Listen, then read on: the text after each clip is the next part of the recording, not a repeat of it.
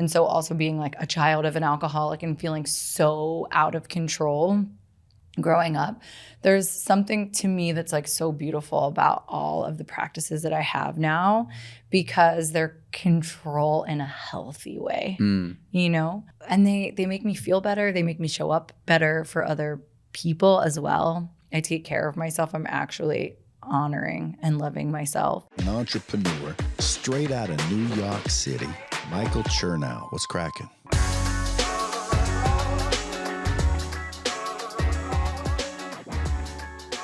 What up, y'all? Oh my gosh, this is such a long time coming. This meeting of the minds has been something that we've been brewing on for probably 3 years. Kim Strother and I are kind of kindred spirits. I literally don't know how we met. I actually have no idea. We were just trying to figure out how we met, but I don't know how we met. But somehow, some way, we did meet, and we got on a phone call, and I was on a ruck. And this was in the middle of the pandemic, and my ruck was like an hour and change, and we talked the whole time and then longer, and we just connected on so many things. The main piece of the puzzle for our connecting is Lyme disease. We both have chronic Lyme disease that's affected us in every way you can imagine. However, the two of us have also been fighting the good fight and not allowing the Lyme to absolutely destroy our lives. We take action. We work with lots of different coaches.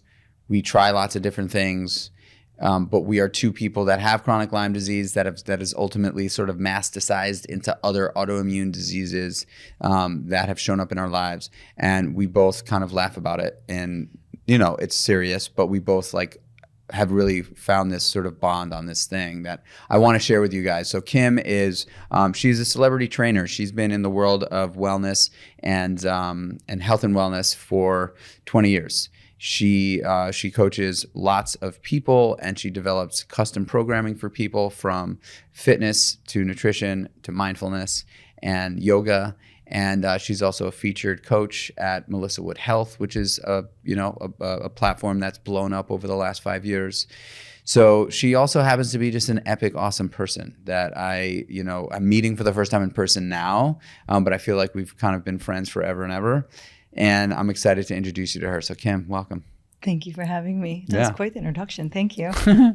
We met over Lyme. Yeah, and here we are. Why don't you kind of walk us through your journey with it? Yeah, it's a long one, so I'll try to make it short as possible. But I can go all the way back to 8 years old. Oh, just everybody grab a sip of water. Hold on. Here we go. Grew up in New Jersey, in South Jersey. We had a Christmas tree farm. Did really well. However, lots of ticks on the farm. And growing up... So wait, that was the family business, Christmas tree farm? That's amazing. I love Christmas tree farms, by the way. Love them. I actually just went with my mom and my brother over Thanksgiving, which was the first time we'd been in years. To that farm? To your farm? No, because it's sadly overgrown and a disaster. But my mom was like, well, what if we bring a ladder?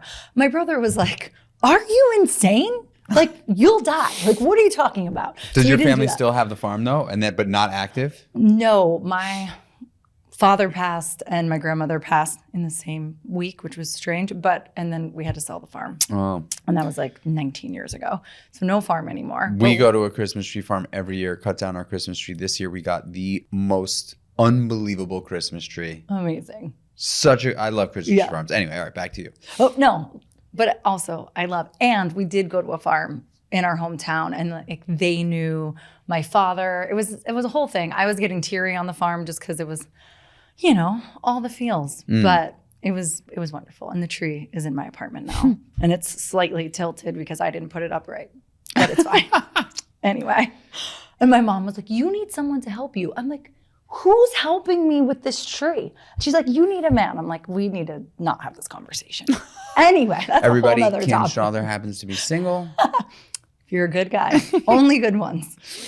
Anyway, that could be a whole nother podcast. But the Christmas tree farm, lots of ticks. My dad had Lyme, but my dad also had a multitude of health issues. And so it's really hard to say, if his Lyme was ever cured, but he had the bullseye rash, took antibiotics for 2 weeks, and was seemingly better.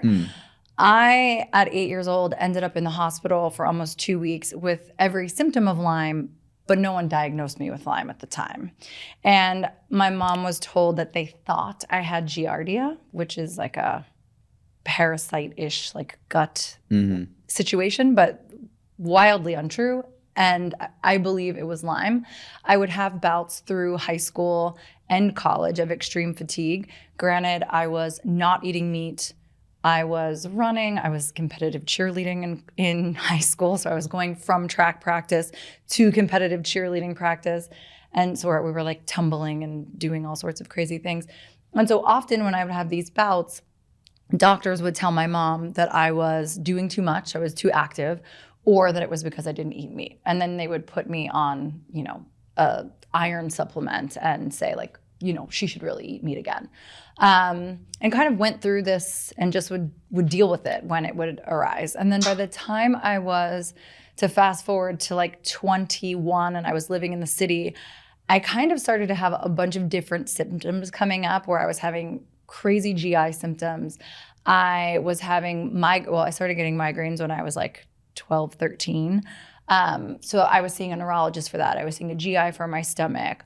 I was kind of always getting sick, but again, I was doing triathlons. I still wasn't eating meat. I was still, super active and doing all these things, but I was chasing all of my symptoms separately, seeing different doctors and having the craziest, I had one GI doctor tell me that I needed to get a boyfriend and have sex and go on vacation, which like clearly still my mom thinks the same thing. You gotta love when a doctor suggests that. I was like, wow, thank you, sir. Wow. Yeah, that was special. But other doctors would basically, I started getting chronic sinus infections and then was just getting pumped with antibiotics and steroids. And then I started getting ringing in my ears and seeing another, ENT for that. And no one could kind of figure these things out. My white blood cell count was always low. I had a few episodes that landed me in the hospital where I was actually like having massive amounts of blood in my urine. Still to this day, no one's been able to figure that out. Wow. But one doctor thought I had bladder cancer, had to go through the bladder cancer screenings. Leukemia was tossed around at me all the time because my white blood cell count was so low. I was actually seeing a doctor in the city, who shall remain nameless, who treats people for Lyme, and he never tested me for Lyme. But he was convinced I had Candida, which for sure I did, because at that point, I was probably on antibiotics once a month, getting a shot of steroids and a prednisone 6-day dose. And so for sure, I had Candida overgrowth. I actually had a camera put up my nose and down my throat at one point, had yeast coating my sinus cavity. It was really wild, but and so that doctor was treating me for leaky gut, but not Lyme. And then I went on a date. And I don't know why my dating life keeps coming up, but I went on a date and my date was, I was on antibiotics. I was actually had a glass of wine to be polite but didn't want it and was on antibiotics and knew I shouldn't have a drink anyway. And my date was like, well, I'm 40 and single because I lost my 30s to Lyme disease. And I was like, oh, what does that mean? And I had heard of Lyme. My father had Lyme, but I didn't know what he meant by that.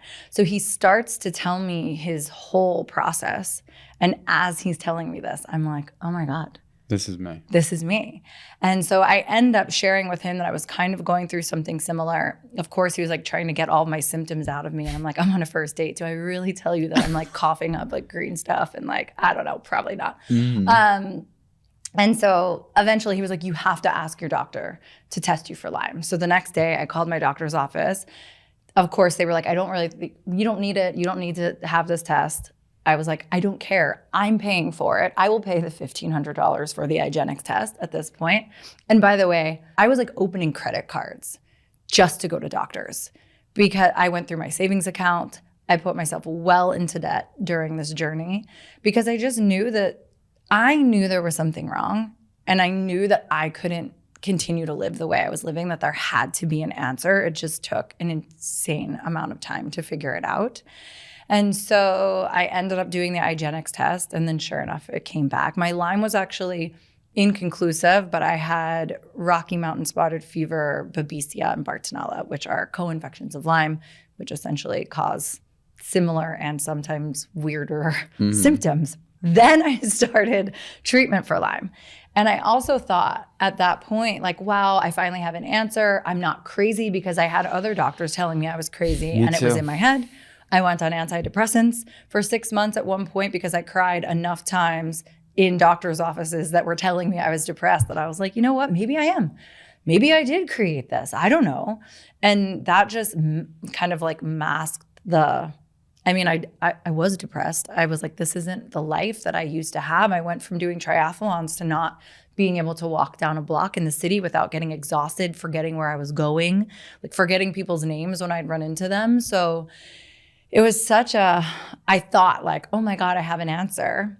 And of course, I got pumped with more antibiotics for 9 months. I was on doxycycline, and I would have to take breaks because my candida would get so bad. Like my brain fog was out of control, such bad memory loss. And then I'd get pumped with like a week or 2 of nystatin, which is an antifungal. And then I'd go right back on the doxy. And it was this vicious, awful cycle. And then I finally found Dr. Frank Littman, who is a functional medicine doctor in the city. And the first thing he did was take me off of all the antibiotics, and he put me on the candida diet, but a really strict version, which was only eating green vegetables and protein. And at that time, I told him I didn't eat meat. And he said, you'll either be really hungry or just eating green vegetables, or you'll start eating meat again. And I was so sick at that point. And again, I flew to Vancouver to see a doctor, Massachusetts, Long Island, New York, New Jersey. Like I didn't care. I was going. And so I kind of was like, fuck it. I'm going to eat a filet mignon. That's what I decided to start with. Hell yeah. And I never looked back. And truly just changing my diet, like 2 weeks into the candida diet, I was like, I can think again. And that was crazy. So what is the candida diet? And by the way, Frank Littman is who found my Lyme as well. No way. Yeah. So crazy. Frank Littman. I sat down in Frank Littman's office after seeing a bazillion doctors. Yeah. And being on antidepressants. Yeah. And people telling me, including my wife and my mother, that like I'm too stressed out at work. Mm-hmm. And this is why this is all happening. And I was like, don't you see my hands and my feet? Like, even now, like my hands are swollen, but I was like, I'm not lying to you. Like, I didn't make this up. I feel absolutely terrible. I am so sick. Mm-hmm. And they're like, yeah, but you can still work out. And I'm like, working out in the morning is the only thing that actually makes me feel human. Mm-hmm. Like, I'm so fucking tired. Yeah. And no doctor, like Lyme never came up in a Lyme test. Finally, somebody introduced me to Frank Littman. I go to his office. I sit down in front of him for 2 to 3 minutes. I tell him what's going on, and he's like, you've got Lyme disease. And I'm like, I've been tested for it. All the doctors that I've seen have said this is not Lyme disease. He says, I don't care what anybody says. You have Lyme disease. Yeah. Done. I'm going to send you to this lab on 30-something street. You're going to take this test. 100% guaranteed it's going to come back positive. Yeah. Sure enough. 3 days later, 4-band Lyme, 2 co-infections, Bartonella and Babesia, whatever it is. And that's when my journey began. Wow. Yeah. Dr. Frank Littman. Yeah. Yeah. I also feel like what was so special about Dr. Littman was that he actually listened. Where other doctors didn't really listen. And he was the first doctor that I felt like he listened to my whole story. And I think I came in with like a pile of tests. And he listened and then was able to kind of pinpoint. And of course, there was so much more happening than Lyme because I had high mercury and mold and parasites. And you name it, I had it and still I'm dealing with some of it. Yeah. But he listened, which was amazing. And he changed my life, or gave me my life back, really. Do you still work with him? No, I don't. And it's so funny because I tell people about him all the time, and I feel like I need to see him. Yeah, me too. Yeah, we should just surprise him one day. Yeah, he I don't really, know where he's he really working helped out me. of. Okay, so now, where are you at now? Yeah. So when was this that this all started? You said 2021? No. So that's when I found him when I was 30. and I'm 42. Okay. So 12 years ago. 12 years ago. Okay. Yeah, which was crazy. And where I am now, I mean, it's an interesting journey. It's an interesting one that I sometimes even struggle wrapping my own head around it, because I have moments where I do feel really good. And let me tell you, I'm so grateful for the days that I feel well. And I often pray on those days, like, please let this continue. But then I also have moments where I have these weird, unexplainable flare-ups. I am currently dealing with one-ish that feels like it's been like a year long. And actually, I was supposed to do your ruck with you. Mm-hmm. And I felt like such an asshole because I canceled, I think like day of, because I felt, sorry, I felt so terrible. And I was like, how am I going to do a ruck feeling like this? Yeah. If anybody gets it, I do. Thank you. I was like, you're an asshole, Kim. But I will say at this point in my life, because certainly in my 20s and even in my early 30s, I would still push myself and do the things that I knew I shouldn't have been doing. And unfortunately, you were on the receiving end of me actually listening to myself and not going. But I do have to do that 100% often, which is annoying sometimes and hard, and not everybody understands it. But I try to give people grace when they don't understand it, because I'm always like, good for you that you have no idea what it feels like to be chronically ill. For a long time, I would get upset with people that didn't understand, but most people don't understand chronic illness unless you have it. I think you need to meet Vince Pitstick. I would love to meet him. I really think you need to meet Vince, because the thing that is so hard about this kind of thing is that it's so difficult to track. Yeah. Right? It's so difficult to... With something like Lyme disease, maybe Lyme disease is the thing that kicks off this autoimmune or this immune system malfunction that ultimately, when your immune system is suppressed, the body's ability to fight back anything that tries to attack it is like mitigated, right? It's not like our immune system is there to beat back. You know, I'm sure parasites go through everybody's system all the time. Totally. Right? If you don't have a strong immune system, those parasites can just get real cozy up in your body. Absolutely. And however, if you do have a strong immune system, it just beats back those parasites and they come right through you, or they kill them, whatever it is. Someone with Lyme disease, that's now sort of like manifested into other autoimmune things like arthritis for me, and I'm sure a whole candida and the H. pylori and like all these other things that it's built up in my system or broken down in my system. Just leaves me susceptible and leaves people like you susceptible to like the mercury and the mold and all the other fucking things that our body is just like not detoxifying. Yeah. You know? Yeah. It sucks. And so when you find though someone, a doctor or a practitioner that is like, oh gosh, I know, like you don't have to qualify for me. Like I get it. Yeah. Like it's okay. Because not everybody's symptoms are the same, right? Oh, but not like at all. there are a fair amount of them where like I'll meet somebody that has Lyme disease and I'm like, oh yeah, I'm dealing with this. Like for me, it always shows up. By the way, it's crazy that you just showed me those bumps, because I get them and never knew like what they necessarily were, and had one a couple weeks ago on this finger that was like, it's a hot spot. Yeah. It hurts so bad. And of course I want to like pick it and squeeze it, and don't do that. Yeah. But it's crazy. Do your joints swell up? They do. Yeah. And weirdly, like my hands will swell, but my feet and my ankles will swell. Mm-hmm. Yeah. And my stomach, which is so fun. But I struggle with SIBO to your H. pylori. That's fun. Yeah, we ping pong these things. And but let me share something with you that I think is really, I have no choice from my journey in my life. I had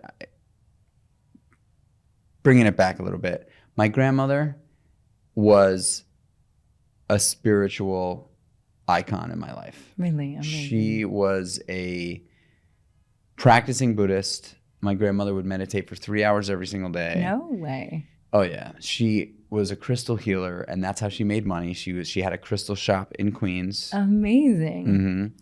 And my and it was my father's mom, and her name is Grandma Chicky. Love it. God rest her soul. She was the best, like the most influential person in my life, probably.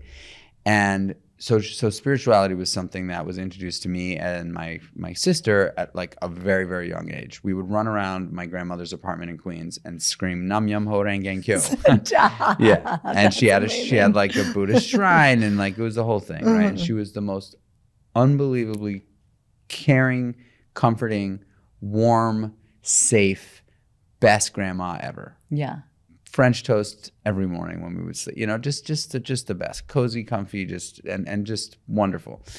And she introduced spirituality into my life at a very young age. And so I've always been able to be open-minded to these sort of potentially esoteric ways of kind of walking through life, right? Yeah. And when you have something like Lyme disease or some sort of an autoimmune disease that is kind of difficult to put a finger on, having that ability to be open-minded and to have spirituality in your life is a massive benefit. Absolutely. Yeah. And so my grandmother, like, I really do believe has opened up this world to me. However, one thing that I will say, and it's something that interestingly was introduced to me from a mentor that I speak to pretty regularly. And she said, there's a lot of shit going on at work for me. Mm-hmm. And I was like, man, God, come on, just like give me a fucking break here, And she was like, oh, you can't. She's like God isn't doing this. She's like, the enemy is doing this. Like, you got to understand that there's like, God is good, enemy's not. Like, and she was explaining this to me as if it was like set in stone, but she was basically, and she's a very spiritual person. She was basically like, the enemy, AKA the devil, finds people that are able to really, really like bring damage to his evilness. Really like, bring some heat to him. He finds those people and makes it really hard and really sort of throws things in their path constantly to make life hard. And those people, if they're aware and able to potentially even consider this kind of thing, where God shows up is in their fight. And God is the fight in this journey. God is like really like the grit and the grind and the heart is God. And I was like, wow. Yeah, no, I feel that one. And I was just like, yeah, wow, like that for me.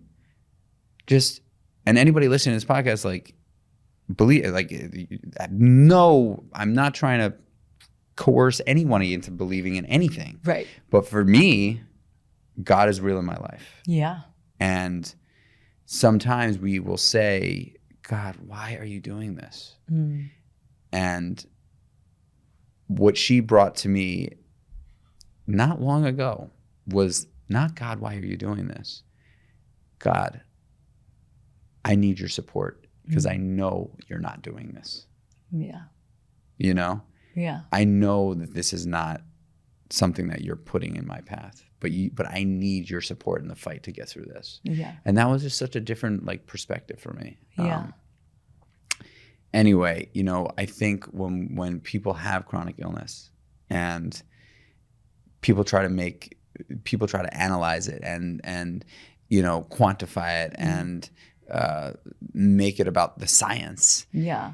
It's more than that because we're emotional beings. Absolutely. And when something like this happens and there's no like, if you get sick with something that has a cure, you take the pill, in a few days, it goes away. Yeah. Something like this, it can come out of nowhere. Yeah. And it could put you on your ass. Yeah. For days, weeks, sometimes months. Yeah. And if you don't have this like potentially optimistic sort of almost like far out way of comprehending it. Yeah. That would be far out for other people to be like, oh God, come on. Like you're going to fucking ask God for help for this one. Totally. And I'm like, yeah, I am. I fucking, yes. Bet your ass I am. I like need that. Yeah. I need it, because if without it, I'm just cutting myself off at the knees, like trying to make sense of it. Absolutely. I think that was such a huge shift for me. And I did not have a grandmother that had a crystal shop. I mean, I loved my grandmother's, but your grandmother sounds pretty rad. She was cool. By the way, also one more plug for my grandma. Please. So my grandmother was an entrepreneur and, super laid back, super humble, beautiful person, but she was an entrepreneur and she is responsible. This is crazy, but she is responsible for importing clogs from the Netherlands. Come on. To the United States in the World's Fair. So she brought clogs from the Netherlands to the World's Fair and had a whole booth set up in the World's Fair, employed all sorts of hippies. Stop. And then she opened up a shop in Queens called the Clog Shop. Come on. Yes. I love her. She is the best. This is your mom's mom or your my dad's mom? I love her. Little Sicilian Grandma Chicky. So dope. She's she always used to say, we're Sicilian royalty. My great great grandfather was a count in Sicily. That's amazing. Yeah, but so great grandma, love grandma. Amazing. Well, I did not have that kind of faith in my household growing up. I was like, I think my dad was atheist, maybe. My mom grew up Catholic, but my grandmother was Catholic. My grandfather, I don't think he was Protestant or something.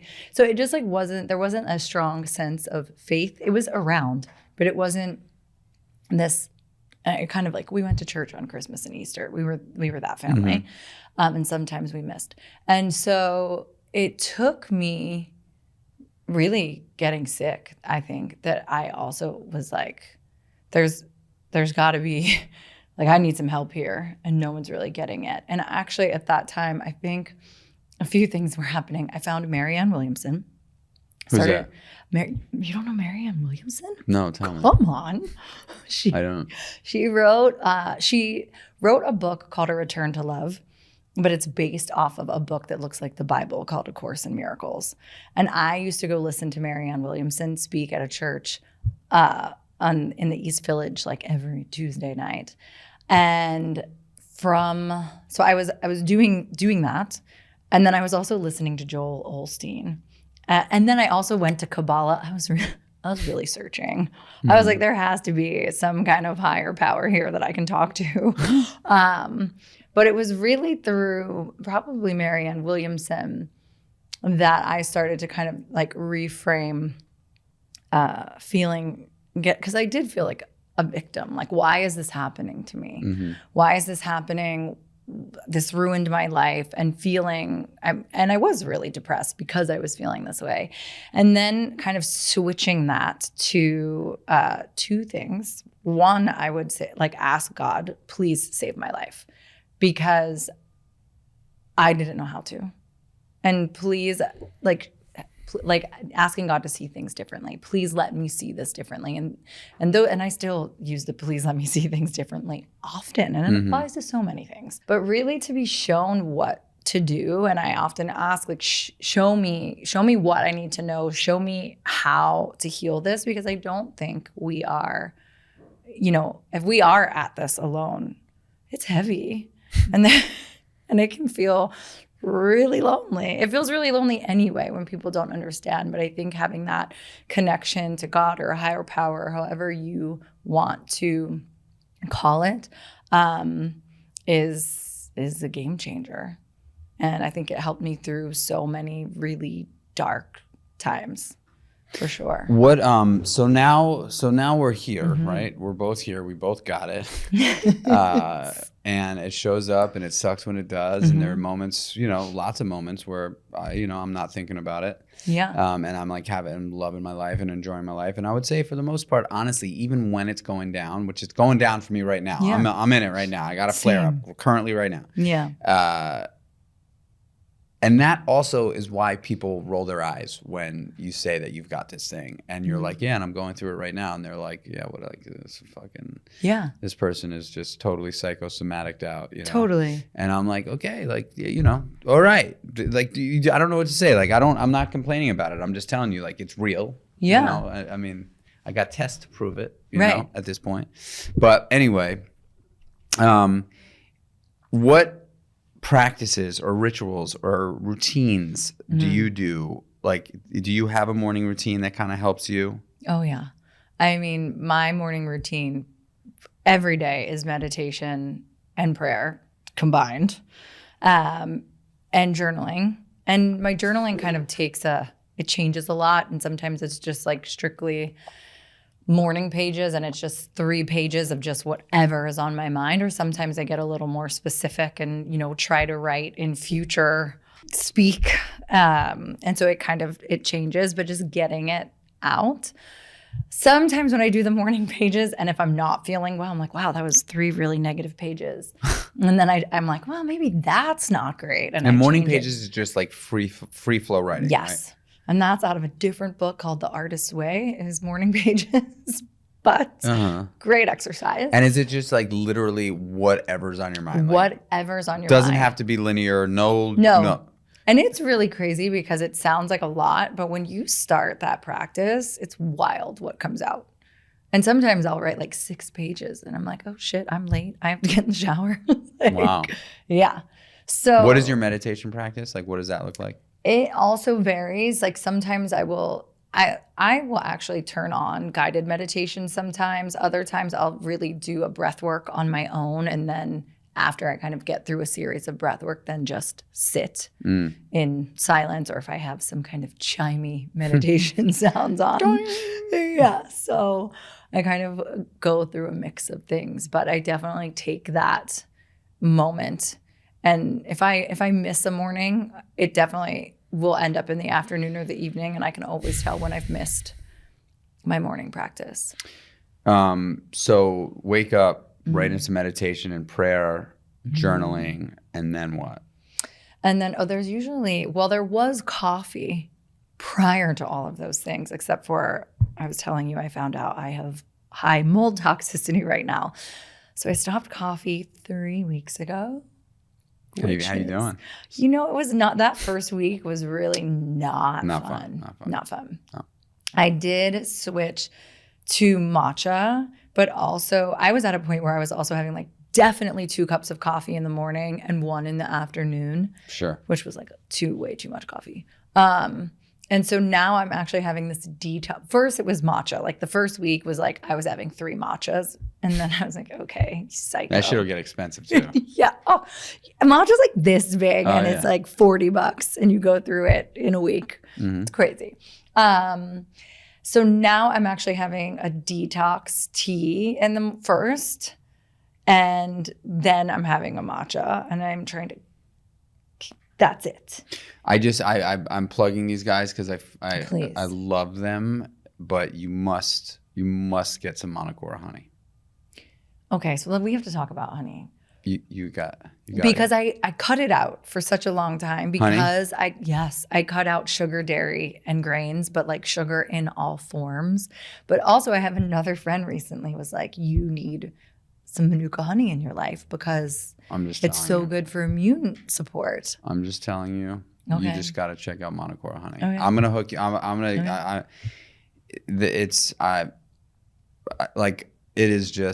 It's a game changer, and especially if you're having like matcha or tea in the morning, like it just takes it to a whole nother level. Yeah, matcha without honey is not great. No. It's nothing kind fun. Of tastes like the earth. Yeah, not fun. Matcha with honey though? Oh yeah, game changer. So good. Yeah. Like little almond milk, matcha, blitzy blitz, hot water, table or teaspoon or tablespoon, depending on how far you want to take it, of that amazing honey. Yeah. The honey is insane. Okay. I feel like I've seen you on Instagram, like taking your honey and doing a crazy workout. I'm obsessed with it. Okay. I'm obsessed with it. It's so good. So you used to have coffee. Now you're into matcha. Now you're in a detox tea. Yep. And then you kind of just get your day going from there. And then I get my day going. I would love to tell you that I did movement every single morning, but mornings are tough for me. I'm not going to lie. My sleep, and this is where I think I had this battle with myself this morning. I slept for 10 hours. Amazing. But you would think that, but it wasn't amazing because I'm still tired. And if the alarm didn't go off, I wouldn't have woken up.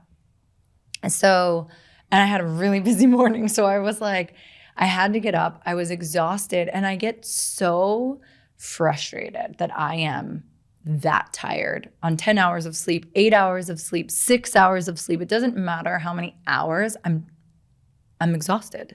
Yeah. And so it's really annoying for me. So I often, although I will tell you, I made myself do 20 minutes of yoga this morning. I was like, you've got to change this mindset because it was a little on the negative side. I'm not going to lie. Today was a tough morning. So I was like, move your damn body.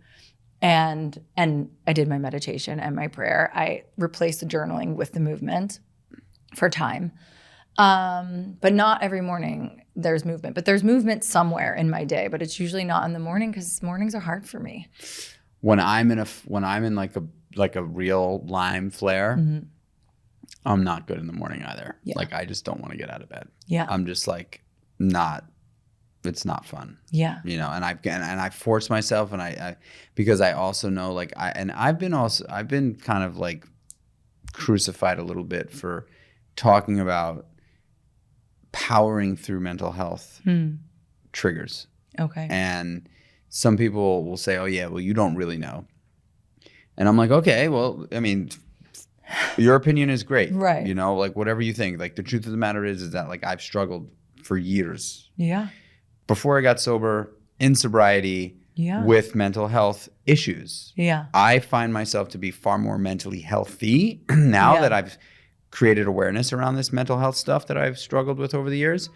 But there are definitely moments where I am fucking depressed and I don't want to do things. However, I know I play the tape and I push through. And I've had people say, oh yeah, well, if you were really depressed or if you were really ill mentally, you wouldn't be able to. You don't know what it's really like. And I'm like, okay, like maybe I'm not. No, you know what I mean? It's so unfair. I think, first of all, there's not a single person that is like another person. Like we are not the same. One of one. Right. And it's like everything affects people differently and everybody copes with everything differently. And so it's so unfair for people to also try to discredit how you're feeling. I think I think it's awful when people try to do that. And also, I'm like, are we fighting over fucking who's more depressed people? Like, come on. Right. Like, really? Like, well, we're in a funky age. I know. We're in a funky age. You know, I also curse a lot because I'm from New Jersey. Although you're from Queens? No, I'm from Manhattan. Okay, well, you're more civilized then. Fine. There's, you know, you and I grew up where we're very close in age. I'm a smidge older than you. Yes, and, I'm happy about that. But we grew up around the same time, and there's just a lot in and I don't fucking care what people think about this specific thing. There's a lot of woke people that will pick a bone with anything you say. Yeah, absolutely. Like right now, like, you know, you got to be so mindful of like anything that comes out of your mouth because 100%. Everything that comes out of your mouth is a lawsuit waiting to happen. Yeah. You know? And I understand like people are just becoming a little bit more aware, which is fine. Mm-hmm. But we're in an interesting age, you know? Like when I was coming up in the work world, when I was working in my teens and early 20s. Yeah. I mean, I was abused. Oh. You know? Like, it was not. No. No, the things that were said to me also, when I think back to like waiting tables, and what my boss would say to me, it's wild. It's wild. They would be in jail right now. Oh, 100%. It's crazy. My father, and by the way, my father was no stand-up guy. He was like definitely not a great example, but he would, you know, we would get in the car and drive to Canal Street. Mm-hmm. And my father was a hoarder, unfortunately, but he was an electrician. Okay. And he had this old car that was filled with shit. And he would drive me and sometimes my sister to Canal Street from where we lived on 87th Street. And this is in like the 80s. Okay. And this is when Canal Street was fucking bad. Like, you only went down to Canal Street for 3 reasons. Mm-hmm. 1, to get drugs. Okay. 2, to get electronic shit. And 3, to get fireworks. Stop. Swear to God, that was what you So did. funny. And my father would drive down there on like a weekend, Mm. double park the car, and leave my sister and I in the In the double car? parked car Stop. at like 4 and 6 years old for 2 hours and go do his shopping and just leave the car. And we were so So terrified. dumb. We would sit in the front passenger side like footwell Uh-huh. because of how scared we were. Come on. And there was all sorts of crazy people like walking up to, I mean, it was insane. Like, Wow. and if a cop were to ever see that now, you're going to jail. Oh, yeah, for You're sure. going to jail, dude. Yeah. You know, like, what are you doing? You can't. That's Yeah. insane. Yeah. Oh, yeah. But yeah. So what does, when these things come up for you, when Mm-hmm. you know, it's not like you're accustomed to them now. Mm-hmm. It's not awesome, but you understand what's happening. It's not Yeah. like, oh my God, what's happening to me? You're like, Right. even though it sucks, even though you don't know exactly what's going to happen, Right. you're feeling like, okay, I kind of get what's happening here. Yeah. What do you do? Yeah. I think, you know, it's funny when it first when I kind of don't feel well and it's maybe goes past a day or two, there's definitely a like a PTSD feeling where I'm like, it's back. And I also panic, and I think it's because I like put myself into debt of like, oh my God, here we go again. What doctor am I going to see, and how much is it going to cost? And you know, I can kind of go in this weird rabbit hole that will take me many places. And then I have to remind myself to breathe, and that I know what's happening, and I also know how to deal with it. And I deal with it better now at 42 than I was dealing with it in my 20s and 30s.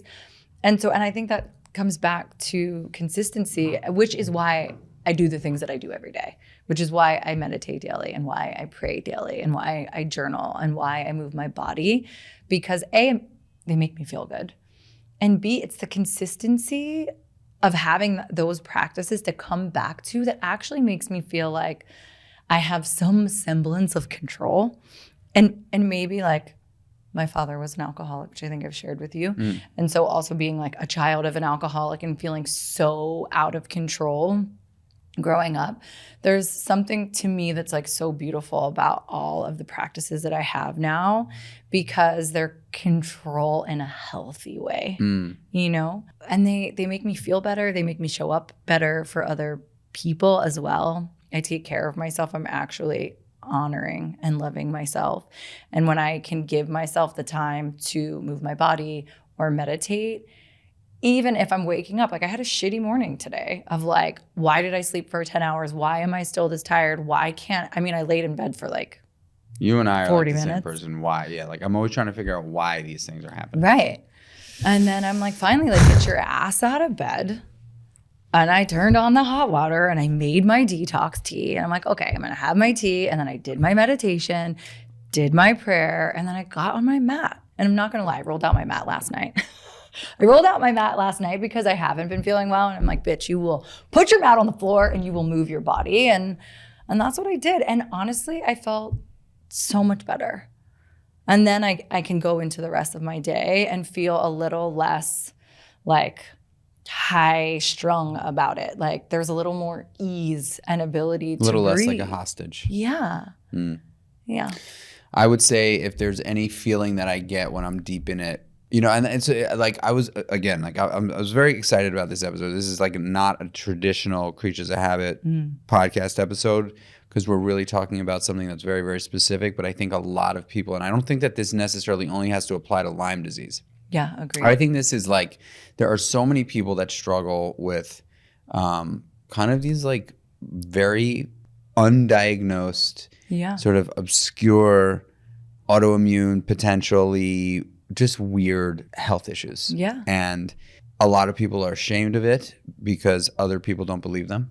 So they kind of keep it to themselves, and Absolutely. they carry this weight. And Yeah. I know that, and I felt that way too. Like Same. after a full probably 18 months of complaining and trying to get support from people around me, and them not like after a while not like wanting to hear it anymore, and me being like, okay, well then I'm just not going to talk about it anymore, and I'm going to hide this. Yeah. And that was so hard. It was so hard because I literally thought I was dying. Yeah. I thought I had cancer because it was undiagnosed. No one could tell me what it was. I had like swollen lymph nodes in the back of my head that were like the size of a fucking, almond. And I'd be like, oh my God, I'm done. That's it. I need a brain scan. Like the fear of like not knowing the shit.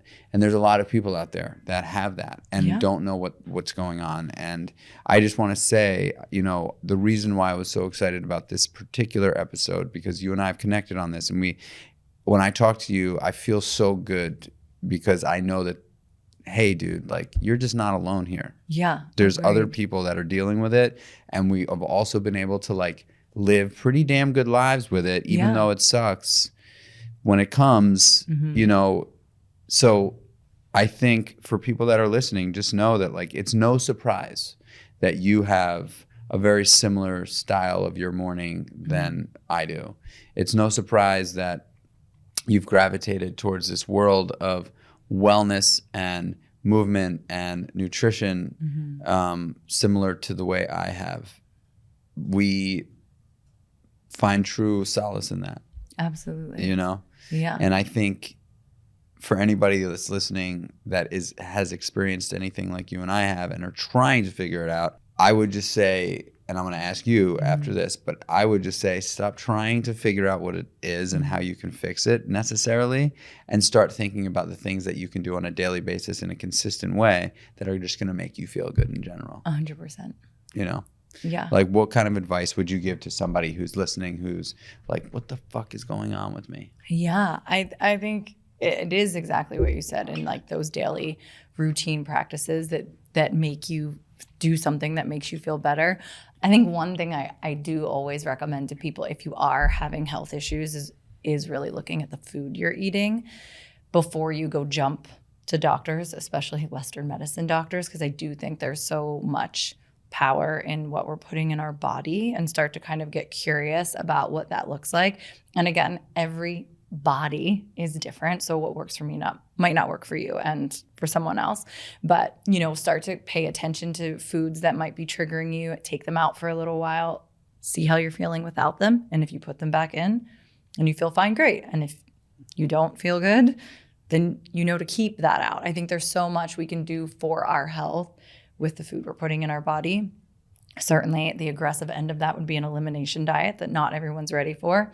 I was also not ready for that when I had many doctors tell me in my 20s to pull out like sugar and gluten and even alcohol. And I was like, again, living on grains. And I was like, how am I not having carbs? And I would make it a week and I'd go back.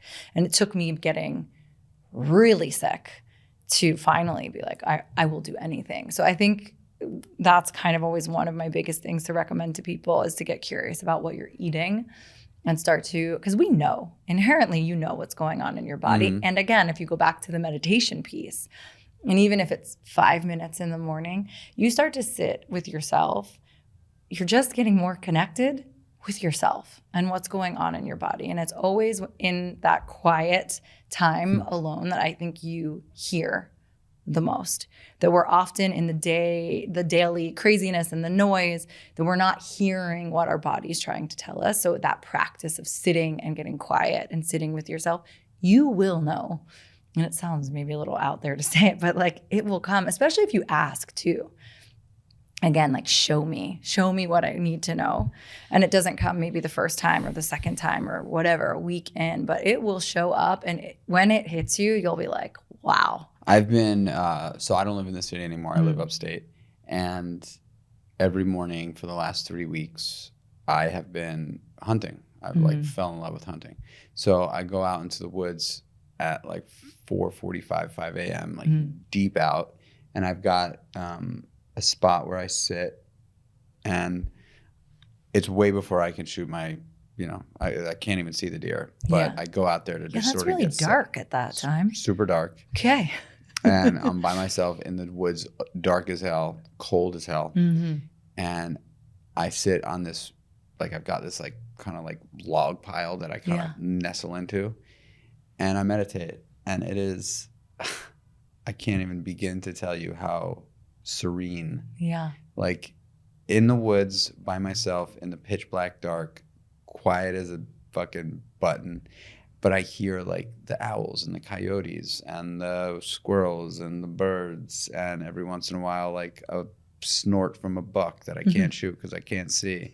But I'm out there and it's just so amazing. Yeah. It's so amazing. I wish I could do it every day. Yeah, I think and then I've had these sort of conversations with myself being out there, because I sit from like 5 to like 8 in the morning, and then I got to get back and start my real life. But I like try to see how long I can go, because sitting out there, like, it's hard just to be bored. It's hard to be bored. Yeah. So my meditation will be like 20 minutes. And then after I meditate, I kind of sit and I'm just like very like sort of like zened out spot. And then I slowly watch the sun come up. And then I'm like, what's going on Instagram? You know what I mean? I'm like, what? I'm kind of bored. I don't hear any fucking thing. I can just pull out my phone here. And then I'm like, yo, dude, you're in the woods. Like, this is such a moment for you to just really just immerse into this place. Like, put your phone back. All right, put the phone back. Let's see how long I can sit and just be present and not meditate, just be. Yeah. People used to do this. I know. All People the time. used to just be. Yeah. Like, didn't have anything to stimulate themselves with. We are living in a fucking crazy time. Yeah, for sure. I have to put my phone on Do Not Disturb. And it's actually really funny because my best friend left me a voicemail this morning, like, you're so rude, sending me to voicemail. And I called her back. I'm like, no, Kat, my phone's just on Do Not Disturb, because if it's on, I will not, my Instagram singing, email, text message, and I can't function. And it's so crazy how addicted to our phones we are. And even coming here, like getting emails, walking in of like work stuff. And I have this like, I get overwhelmed and this panic that there's not enough time to do all of it. And then I have to take a breath, put my phone on Do Not Disturb, and I'm like, I will get to it. But really, like, the Do Not Disturb is a game changer, because I'm not hearing it or seeing notifications pop up. Because then once my phone is in my hand, I might look at an email, but then I'm like, oh, I have a message on Instagram. It's over, yeah. It's over. And then I'm scrolling and I'm like, what? Yeah, you're just. Yeah. What do you have an evening wind down routine? Oh, yeah. Oh, yeah. Of course I do.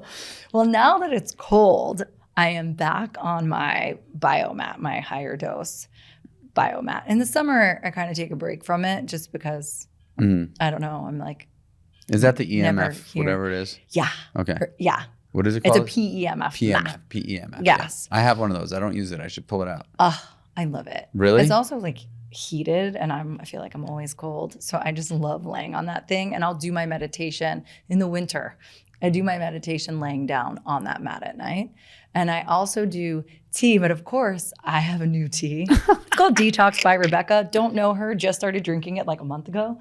And she's great. She's like a lymphatic drainage massage girl in LA, but I'm loving her tea. Don't know you, Rebecca. Is it good tea? It's great. And it's actually cool because it's not a tea bag. It's actually this like little, like, I don't even know, like rectangle. And you just put it in hot water and it dissolves. So there's no actual tea bag. It's very cool. And funky. It's all the herbs. Yes, it's amazing. And there's a AM and PM. So thanks to Rebecca, I now Rebecca, shout out. I now have a detox tea at night. But again, with the way I've been feeling and with this mold present, I've been really big on detoxing as much as possible. But it used to just be chamomile tea. Do you use glutathione? We need to talk about that because yes. And I was trying to take it in a liquid form, which was disgusting. Liposomal, because it doesn't taste very good. Yeah, it's gross. But I also don't think I think my doctor recommended 2,000, I think it's like IUs. Of glutathione in the morning and at night. First of all, you can't do that in pill form. You would be You taking got it. You got to 87 check out pills. Row Nutrition. Row Nutrition is Okay. my go-to. Really? I love Row Nutrition. They make a great glutathione. They also make a liposomal NAD plus, which is really important Okay. for you and I. Yeah. I cannot do the NAD drips. I've tried. My body will not. I feel like I'm gonna implode when I've done it. I've been scared to do them. Actually, my doctor recommended this like NAD patch that you put liquid on, but guess who had an allergic reaction to the patch?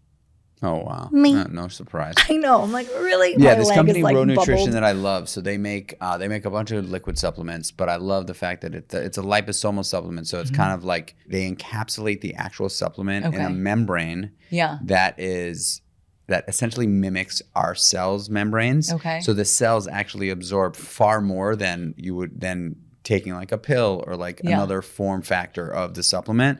Obviously, the drip is going to be the most potent, Right. but not everybody can handle an NAD drip. Right.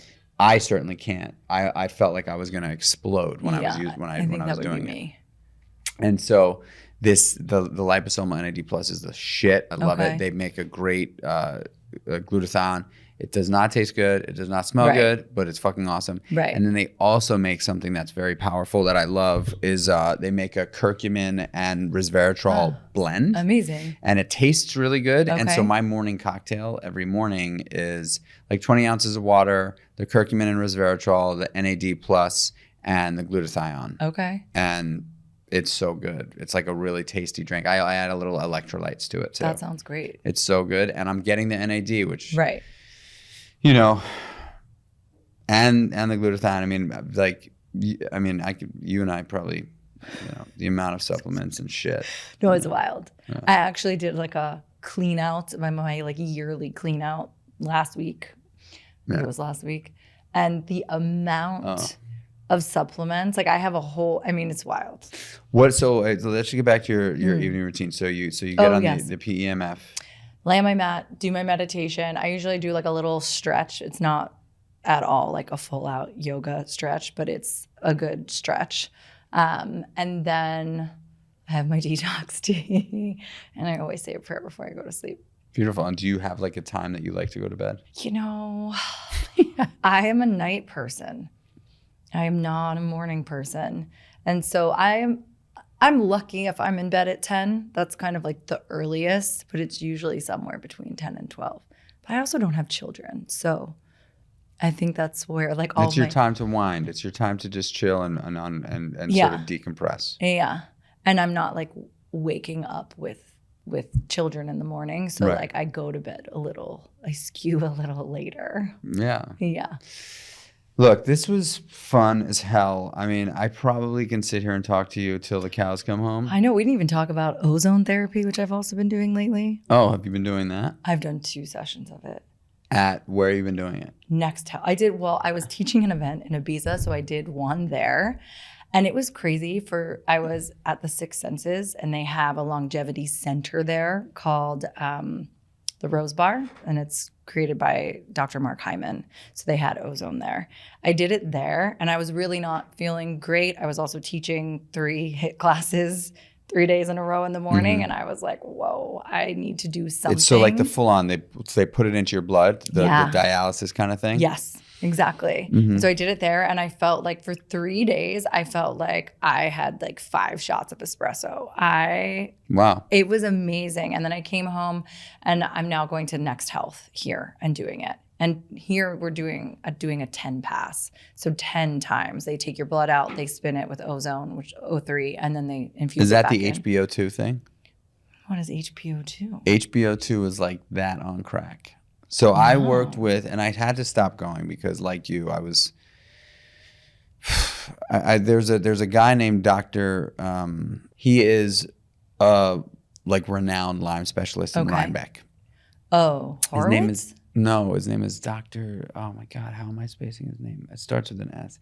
Anyway, I was seeing him for a while. Okay. He's got all the shit. Yeah. All the newest contraptions. I was doing ozone with him for a while. Okay. I was doing ozone every 2 weeks, and then he had this thing called HbO2, which is very similar. They run your blood, and Is there one machine on this side and one machine on this side of you? Like you've got 2 IVs. Yes. I feel like I thought it was called EBU. Maybe I'm wrong. I think it's HbO2. It's probably that. Yeah. But it's intense. And Okay. but I would walk out of there and it was like $4,000 every time I go. It was like, That's insane. I mean, it was so much money, and Yeah. it was money to see him. It was money to get the treatments, and Yeah. no insurance wants to cover any of this stuff. No. So I was like, you know what? Like, I can't do this anymore. This is just it's going to bleed me dry, you know? Okay. Yeah. But it's not Dr. Speck. It's like Dr. I don't know. He's one of these docs though that understands it, gets it all the symptoms. He doesn't even want to hear your symptoms anymore. Right. He's this guy. He's like, Got it. don't even talk to me about your symptoms. Yeah. He's like, you got symptoms. We know it, you know, like, Yeah. which I kind of don't like, because I kind of want somebody to be able to be like, oh yeah, well, that's probably that. The thing that I like about Vince is that Vince is like, oh yeah, like that on your knuckles and you have that all the time. Like that's psoriatic arthritis. That is what that is. Right. You know, he's like, we can test for it, but like that is actually what it is. It's a common thing that comes from weakened immune systems through Lyme disease, blah, blah, blah. Yeah. And I like that. I like being able to put a label on it. You know, because like when I put a label on it, I feel better about it. Oh my gosh. I also want to know the steps for this symptom, what we're doing. Yeah. You're the bomb. No, Thank you. Thank you for coming. Thank you. And you know, if you're not feeling well, you know who to call. Because I know how you feel. I just think that you know, having an episode like this in the roster is I can always just point to this to people and be like, hey, like if people reach out to me, I'm gonna get an enormous amount of DMs and people reaching out to me because of this episode. Yeah. And I'm gonna say, hey, by the way, like make sure you save this. You know, like when you're going through it and you feel alone and you feel fucking like, just know that like Mikey and Kim are with you. We are. You know what I mean? Like we're right there with you, and like it's gonna pass. You know, like who knows what the future looks like? Who cares? But like just know that like it's gonna pass. And then when you're not experiencing a flare up or you don't have any symptoms, like just be grateful. Yeah. You know, absolutely. because the fact is like it's what it is. Yeah. You know what I mean? Yeah, absolutely. It is. And it's like the days that I feel well, I am beyond grateful and like celebrate those days. I really do. But yeah, I know that they're not every day. And that's life in general, right? Like we can't be happy all the time. And unfortunately, we have to apply that to our health sometimes. But one last thing, I saw that you recently like have dove headfirst into paleo. Oh yeah. And you're launching a paleo program. Yeah. Just give us a quick little rundown on that. Yeah. I think for me, again, it was kind of, again, seeing Dr. Lippman and doing the Candida diet and then being super strict on it. I obviously couldn't live like that forever. But once I felt better and started incorporating other food, I really adopted a paleo lifestyle. So no sugar, no dairy, no grains, even honey. But I'm going to try your honey. And for me, it was the biggest game changer that I also felt like that I could do. And I'm not looking outside of myself to a doctor or someone.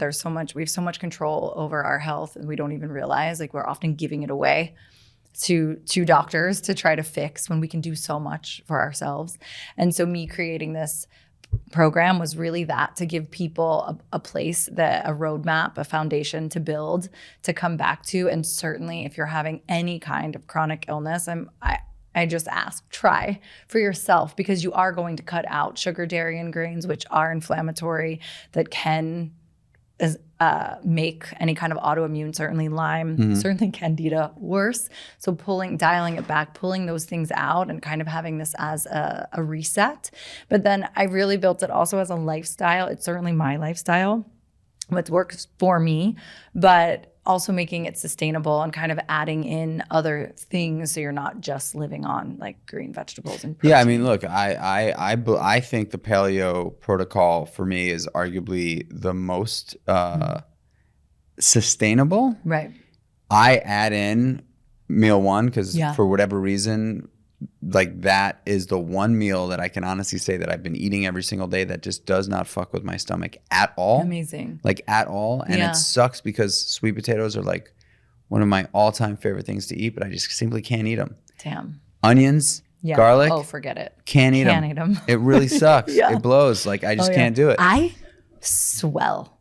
I had a girlfriend make a salad once, and she used a garlic paste in the salad dressing. Crushed you. No. I went to the bathroom and I like looked in the mirror and I was like, this must be a fat mirror. Cause I was like, it had to be. It wasn't me. I was like, what? Like my face was so swollen. And when I went to leave her house, I went to put my shoes on and I was like, oh my God. And then I looked at my hands, couldn't get my shoes on. It was garlic and onions, we do not. Yeah, me neither. And it sucks because I used to love garlic and onions. I mean, I worked at an amazing Italian restaurant in the East Village for years, and they had the best mussels marinara ever. I miss mussels. Mussels and garlic and just beautiful, just delicious.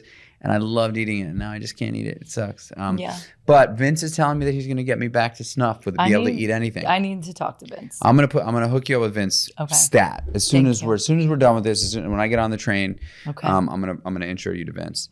You're amazing. I've said that a bunch of times, but I really do feel I feel like you're like a sister. I was gonna say you feel like a brother. So. You know, it's just it's special to be able to have people that you can actually connect with and believe are like got your back on this thing. It's just nice to have that. Yeah, you know, absolutely.